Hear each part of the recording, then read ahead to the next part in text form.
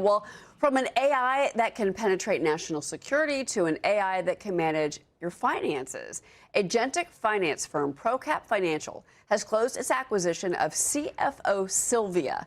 It is an AI model and agent lab that replicates the work of financial analysts. The platform now has $30 billion in assets, with an average user net worth above $2.5 million.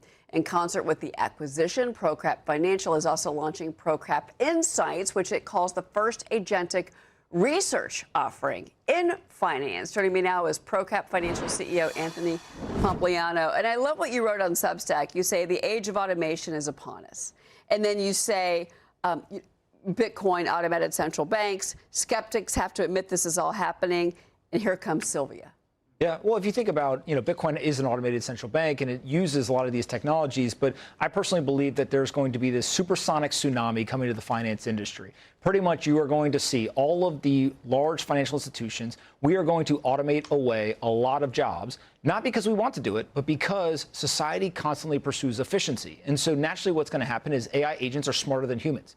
So if you think about, we just launched ProCap Insights, and we are using an AI system to not only go find undiscovered insights in financial data, which AI is very good at doing, but then that data is taken and we have a bunch of agents that debate those ideas and that data to try to get to a much more unbiased view. So imagine having a Republican, a Democrat, an optimist, a pessimist, and a global worldview all debating something.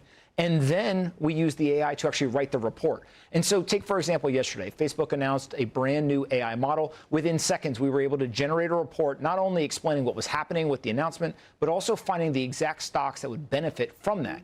Now, the reason why that becomes really interesting, in my opinion, is not only do you find these unique insights, but the cost to actually produce this stuff goes down. And so if you can produce much more of it, you inform more investors. The more informed that investors are, obviously, the more that they should be able to make a profit. So you can produce the research, and I understand that, but does Sylvia then analyze and interpret the research and then pass that advice on? But that would kind of be a ChatGPT type of function, if you will. But then the other side of that is how do you manage an investor's emotions simply because of the markets have been so volatile? People are nervous when they see. We have two products. The first product we started with was consumer finance. With Sylvia, somebody can come in, they can attach all their bank accounts, brokerage accounts, crypto accounts, and they can start to talk to AI, and it has the context of their personal portfolio. So if you go to OpenAI or you go to Anthropic and you ask, how do I get my tax rate down? It's going to give you very generalized advice because it doesn't know anything about your personal situation. With Sylvia, she has persistent understanding of your personal assets, and therefore she can give personalized insights into your portfolio. ProCap Insights is something where we are actually using AI technology to go and find investment ideas and then surface that to individuals. And so if you're an individual who's at home saying, you know what, I'm trying to find good ideas that I can go and I can invest in. Well, what if the AI, which is smarter than humans, is able to do that, create the reports, and get that out to people on a daily basis? We think that this is where the entire industry is going. Is it going to be a regulatory umbrella above you, though? Because financial analysts, banks, et cetera, I mean, they're under the purview of the SEC. Do you have that issue whatsoever? We're a publicly traded company that trades on NASDAQ. We've got SEC oversight, et cetera, just like many of these other companies. But what if the advice is... So this is the whole thing is we don't give advice in the sense of we don't believe that people are dumb. We actually believe that the investors are smart. So if you look at many of these research shops, what they say is they say buy or sell, and they try to put some sort of price target. We fundamentally believe that every report should come with, here's the bull case for this argument, here's the counter argument, here's why this could be wrong. Give that information to people, let them make their own decision. You make your decision. Why do we think that people are dumb? They're actually smart. Give them the information, let them make their own decision as to what to do. Okay. Now, research from ProCap Insights, this is really interesting. You've got the Congressional AI stock trade. It's a track, which I know there's all kinds of, tracking out there. There's a Twitter account for Nancy Pelosi's husband's trades. But you say that they're beating the S&P 500 by more than 9% on average. Rocon's NVIDIA trade beat the S&P 500 by 112%.